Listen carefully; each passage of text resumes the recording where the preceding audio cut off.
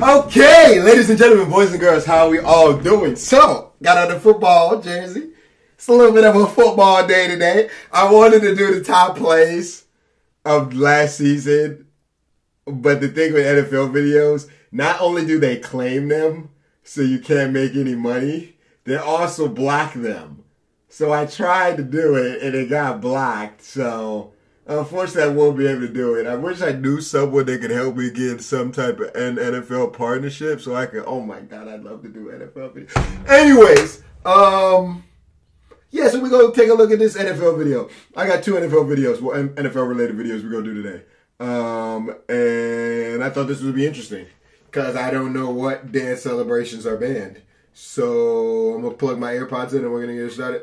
Now, throughout NFL history, let's some get players it! took touchdown celebrations a little too far and got some ridiculous fines that you won't believe. With touchdown celebrations playing a huge role in today's league, some players like Chad Johnson would constantly put on a show for fans after scoring, where he pretty much became known for his unique after-touchdown ways. With Chad Johnson constantly doing strange, outrageous celebrations, yeah, he did take it to the next level. Unreal money. So it makes some people wonder what he was doing is worth it, but in the end, Chad did whatever he wanted, and he didn't let the fines hold him back. That's a fact. Fuck those fines. In 2005, Chad was fined $5,000 for a celebration he did after catching a 54-yard touchdown against the Ravens, and the fine was for excessive and prolonged celebrating. After the touchdown, Chad grabbed one of the corner pylons and used it as a golf club to putt the football, which good cap. The NFL was Great cap. for. Another celebration he had during the We should watch a video on the funniest or best celebrations of all time, because that's not going to be this video. This is too different. We're doing band. This is not band. But anyway, we should do a video on that. 2005 season was somebody find that. A 68-yard bomb from Carson Palmer, and after the catch, Chad ran to the sidelines and got the attention of the camera crew, who followed him over to the cheerleaders, and suddenly he peeled off his helmet, got down on one knee, and took the hand of a Bengals cheerleader and fake proposed marriage to her. After the game, Chad was asked about the fake proposal, and he said,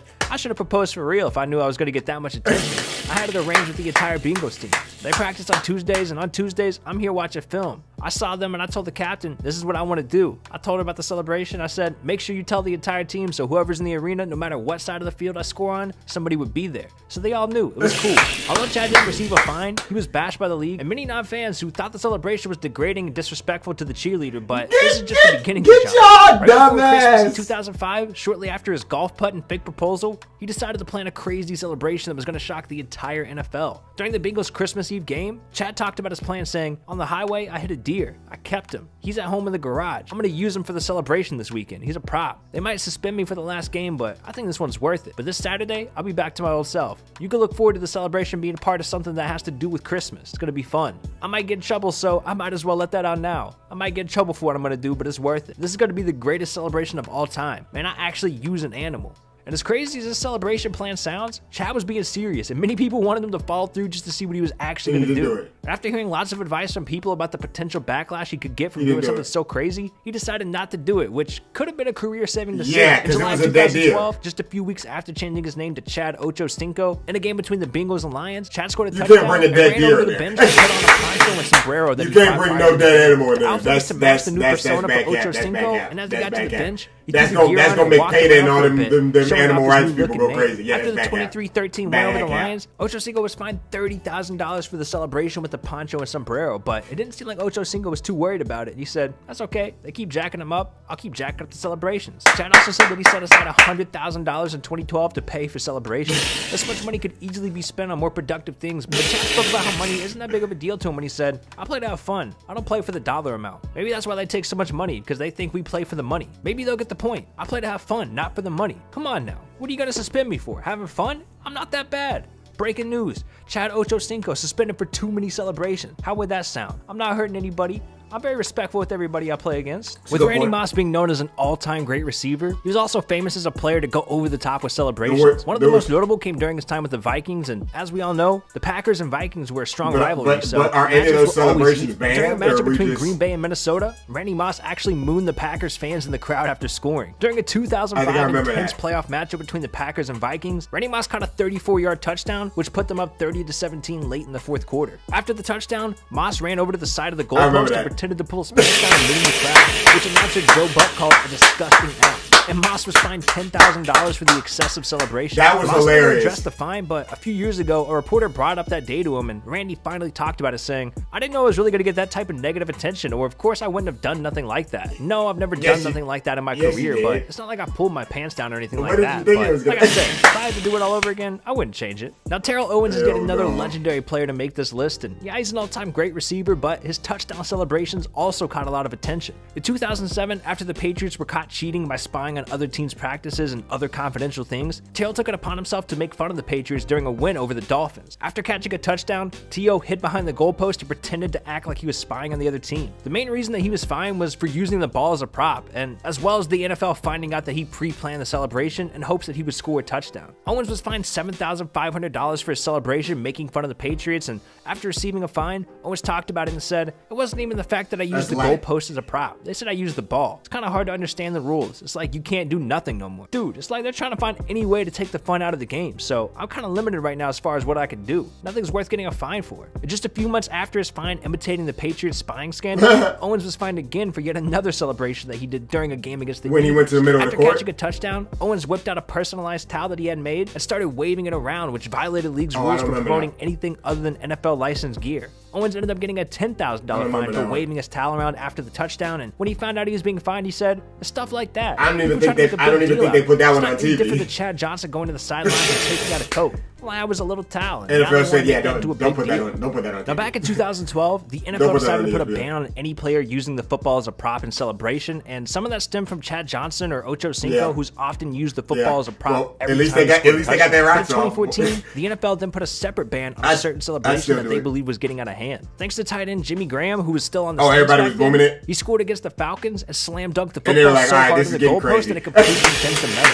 Thankfully for Jimmy, the Lambeau Leap, which is history, will still remain a legal celebration, but the vice president of officiating talked about the recent bans on celebrations and said, "We grandfathered in some, the Lambeau Leap and things like that, but dunking will come out. Using the ball as a prop or any object as a prop, whether that's the goalpost, crossbar, that'll come out and that will be a foul next season." Hall of Famer tight end Tony Gonzalez loved to do the dunking celebration in game, and he was one of the original entrepreneurs for in-game celebration. This dunking rule was put into place right after he retired, and when he heard about the news, he tweeted and said, "The NFL says no more dunking over the goalpost. This one I don't understand. Looks like I got out just in time." But many players over the years love to do this dunking celebration, including recently retired Calvin Johnson, who not only did it plenty of times, but after they put the fine in play trying to ban the celebration, he even came out and said, "I'm still going to dunk. I just won't touch the rim," referring to the goalpost. NFL Commissioner Roger Goodell commented on the entire situation a few years ago and felt that any celebrations delaying the game whatsoever would be against the rules, and this dunking one had to go because of the damage and delay it could in fact cause. But the statement said, "Dunking falls under that category because of the possibility that the goalpost could be dislodged and require repairs.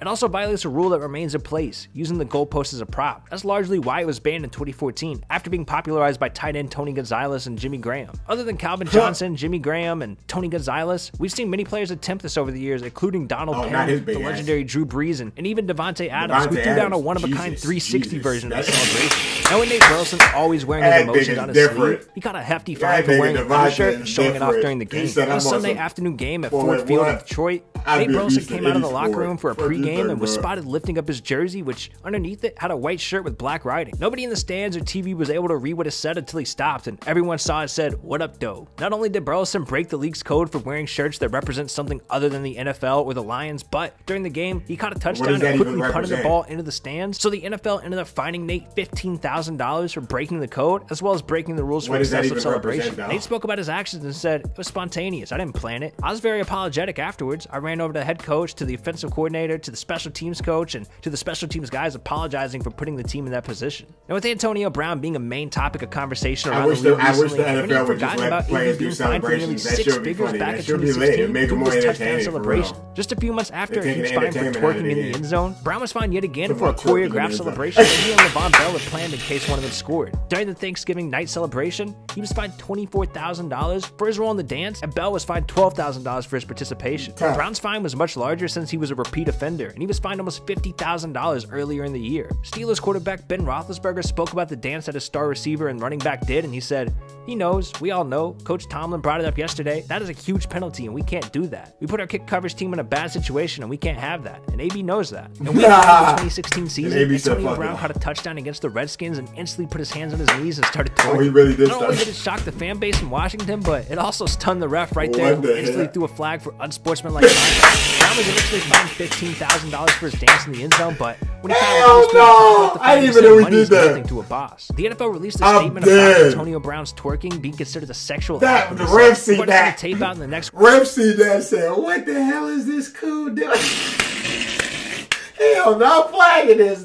What is wrong with this? Week or so to clarify some of these things, but the key is, if it's a gesture that either mimics a violent act, that's something with a firearm or a bow and arrow, or sexually suggestive acts, those are unsportsmanlike conduct. That's something that the officials will flag. That's direct from the competition committee. That's something that we're going to try to be as consistent as possible. And that exact situation also led to another fine for another reason during the twerking moment. Apparently his cleats were also against league rules at the time, and he was fined over $9,000 for the blue cleats that he was spotted in that night. But AB is no stranger to ridiculous fines, and he's been forced to pay up to $40,000, $50,000 for skipping media days and team practices, but with him being worth over $25 million, he can easily afford any fine that comes his way at this point. Right. So I say let the celebrations go, man. It's just having fun. Right. All right, y'all, let's go do it. Banned touchdown celebrations. Yeah, so long story short, the NFL is not as fun or entertaining as it used to be. We obviously still love it. I know I've been playing a lot of Madden, but I wish they would still let them do celebrations. You know what I'm saying? It takes a lot of the fun out of it. They should be given a chance to celebrate. You know what I'm saying? In soccer, when you score, you're given a chance to celebrate and do your thing. It's a celebration. Let them get that. You know what I'm saying? If they want to twerk, let them twerk. Nah, I'm kidding. Pause. But yeah, man. Anyways, that's gonna do it. If you know of any other banned touchdown celebrations that I didn't bring up in this video, drop a comment. Let me know what they are. And give me suggestions for other NFL type videos that you want to see. Like I said, some of them I can't do.